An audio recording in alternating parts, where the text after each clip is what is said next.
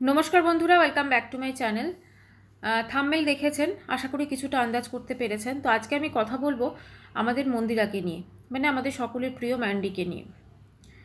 কথাটা অ্যাকচুয়ালি ম্যান্ডিকে নিয়ে হবে না, কথাটা হবে ম্যান্ডির বাবা মানে দাদু, তো আমাদের কাকুর মতোই আর কি, তো কাকুকে নিয়ে। কাকুর একটি ভিডিও দেখলাম আমি। ভিডিওটা দেখার পর মানে এত খারাপ লাগলো কিছু জিনিস, তো সেটাই আমি আজকে শেয়ার করব আপনাদের সাথে। প্রথম কথা, দাদু লিভারের একটা প্রবলেম, লিভার খারাপ হয়ে গেছে দাদুর। তো অনেকে দেখছি সেখানে কমেন্ট বক্সে বলছেন লিভারে ক্যান্সার হয়েছে। দাদুও যে প্রসিডিওরটা বললেন তাতে মনে হলো যে ওনার বোধ হয় আমি ঠিক জানি না, লিভারের ক্যান্সার সংক্রান্ত হয়তো কিছু ব্যাপার হবে। উনি আর আগে চিকিৎসা করাতে চাইতেন না। আচ্ছা, ওনার খাদ্য তালিকা মানে উনি যেটা খাচ্ছেন দেখলাম সকালে বাইরে থেকে কেনা পরোটা, যেটা ওই ওই যে আয়াটা রেখেছে আর কি, তো সেই আয়াই নিয়ে আসছে।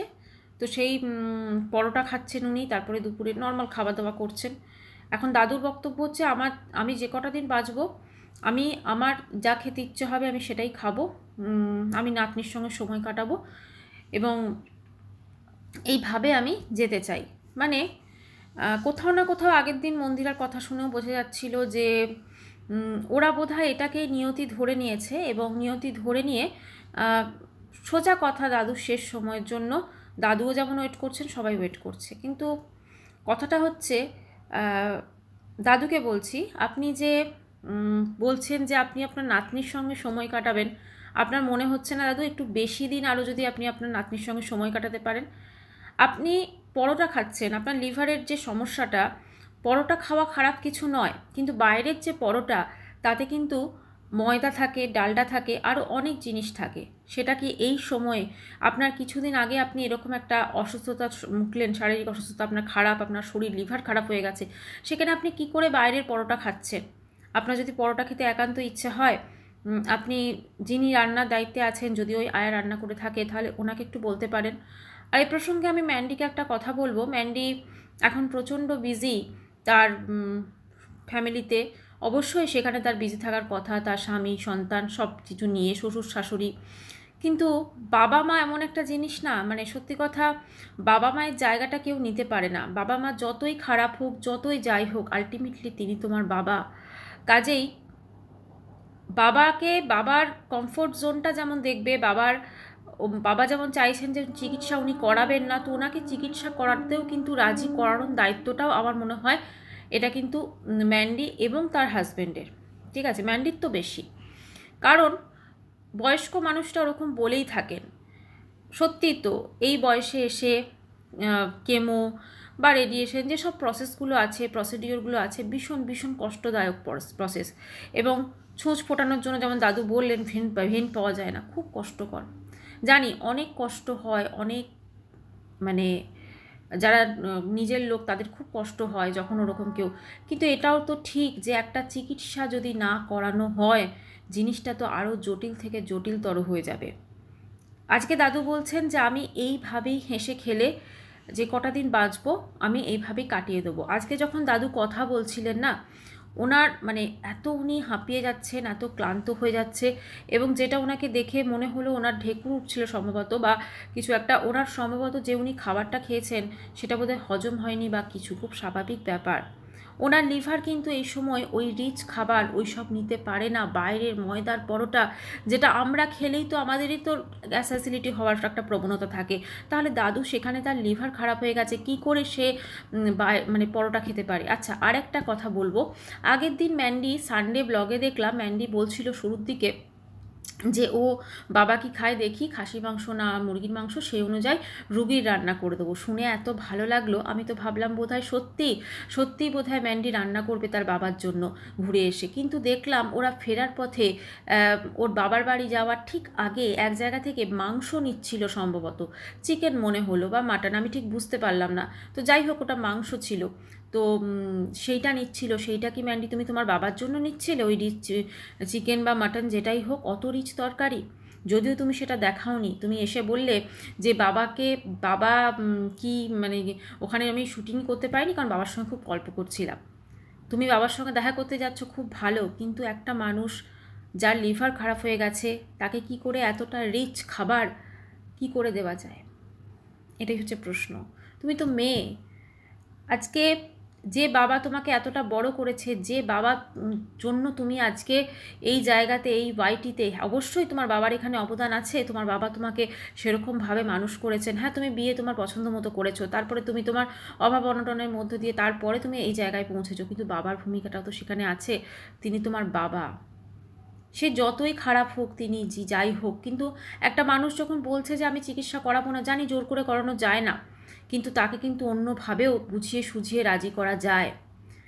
জয়ীর কথা বলে যে দেখো এই জয়ীর সঙ্গে তুমি খেলতে পারবে, জয়ীর সঙ্গে তুমি আরও বেশি দিন টাইম স্পেন্ড করতে পারবে, জয়ীর বিয়ে দেখবে, জয়ীর স্কুল যাওয়া দেখবে, জয়ীর কলেজ দেখবে, এইগুলো বলে একটা মানুষের মধ্যে না বাঁচার যে আশা, সেটাকে ক্রিয়েট করা উচিত।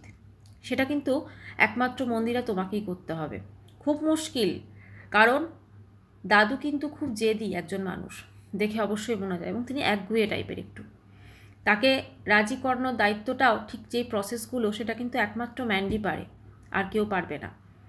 আর দাদু এমনই একটা, তোমরা সবাই ধরে নিয়েছো, দাদু বলো বা তোমরা, যে ডাক্তার হ্যাঁ ডাক্তার তো বলেই দেবে যে এখানে আর কোনো চিকিৎসা নেই, কিন্তু এখানের পরবর্তীকালে অনেক জায়গা আছে ওয়েস্ট বেঙ্গলের বাইরে, সেখানে একটিবার নিয়ে যাও, নিয়ে গিয়ে জাস্ট দেখাও ডাক্তারকে। ডাক্তার দেখালেই তো আর সেখানে তোমার ট্রিটমেন্ট শুরু করে দেবে না।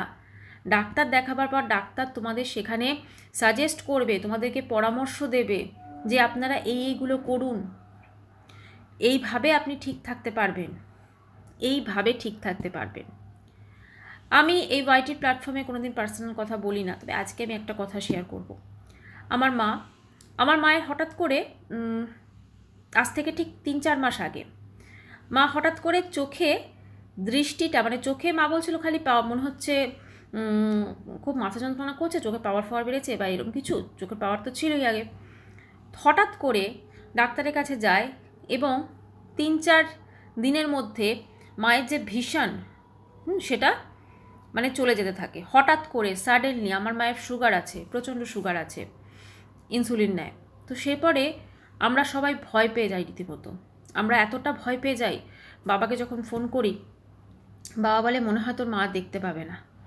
তো যাই হোক, মানে আমাদের সামনে পুরো অন্ধকার হয়ে যায় সব কিছু। কলকাতাতে ভর্তি করা হয় মাকে পিয়ারলেসে। সেখানে বিভিন্ন টেস্ট হয়, চোখের আল্ট্রাসাউন্ড হয়, সমস্ত কিছু হয়। চোখেরও যে অত টেস্ট হতে পারে সেটা সত্যি আমরা জানতাম না।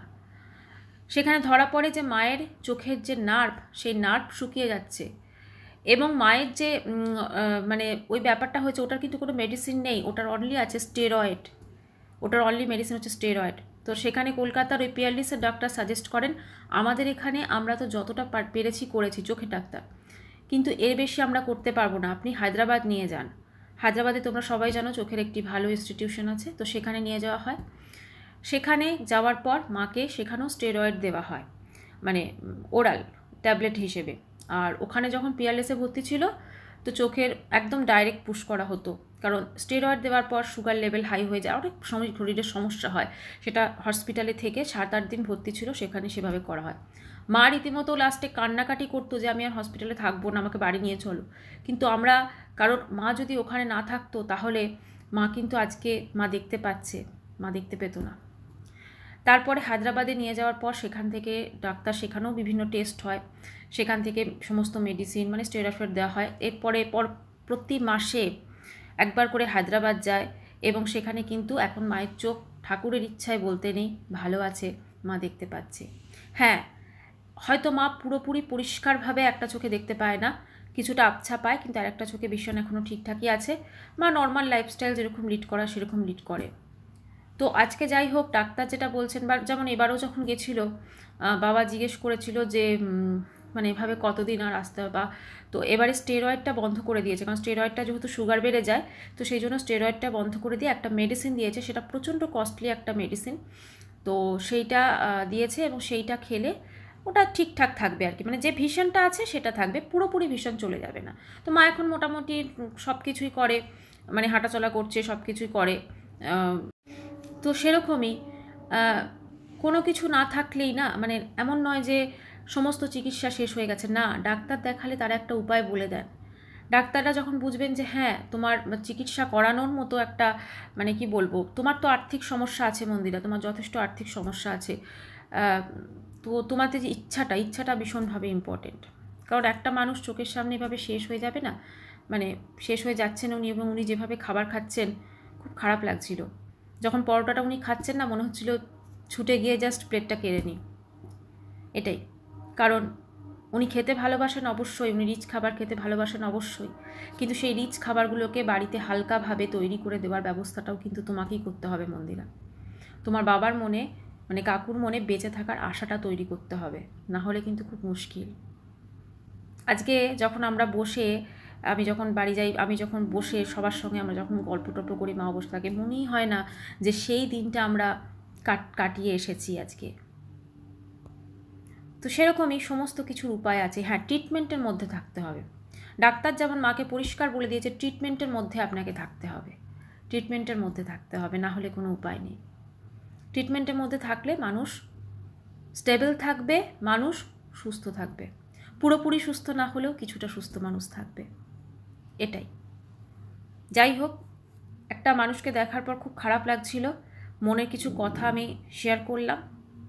এটাই বলবো যে বয়স হয়ে গেলে মানুষের মধ্যে বাঁচার ইচ্ছাটা কমে যায় স্বভাবতই, প্লাস ওই হসপিটালে ভর্তি থাকা, ছুঁচ ফোটানো, এগুলো অনেক মানুষ নিতে পারে না, খুব কষ্ট হয়। তো মন্দিরার যেহেতু সামর্থ্য আছে, টাকা পয়সা বলো সব দিক থেকে ঈশ্বরের কৃপায়, তো তোমার বাবাকে জয়ীর স্বপ্ন দেখিয়ে, জয়ী বড় হবে, জয়ী স্কুলে ভর্তি হবে, বা স্কুলে ভর্তি হচ্ছে, জয়ী কলেজে যাবে, জয়ীকে বিয়ে করে সেই বাঁচার ইচ্ছাটা কিন্তু তাগিদটা তোমার বাবার মধ্যে তৈরি করতে হবে। আর একটা কথা লাস্টে বলবো, যেটা হয়তো তুমি এর আগেও বলেছো, তোমার বাবাকে তুমি তোমার কাছে এনে রাখবে না, কিন্তু উনি যদি সবার সঙ্গে থাকেন না মন্দিরা, তাহলে অনেক ভালো হবে। উনি বাঁচার আরও আশা খুঁজে পাবেন। উনি বড় একাকিত্ব ভোগ করছেন, স্পেশালি ওই রাত্রিবেলা একা, খুব খারাপ লাগছে হয়তো ওটার। যদি সম্ভব হয় বাবাকে কিছুদিনের জন্য, তুমি তো এর আগেও কত করেছো, সেই সময় কিছুদিনের জন্য বাবাকে তোমার কাছে এনে রাখো, দেখবে তোমার বাবা ভালো থাকবে। বাবা মার অবদান যেমন থাকে, এবং বাবা মা যখন থাকে না, সেই অভাবটা কিন্তু কেউ পূরণ করতে পারে না। কাজেই বাবা মা যতদিন আছেন, তোমার বাবা যখন তোমার কাছে আছে, অবশ্যই তুমি বাবার জন্য অনেক কিছু করছো, অনেক টাকা পয়সা খরচ করছো, কিন্তু মনের তাগিদটাও তার পূরণ করো।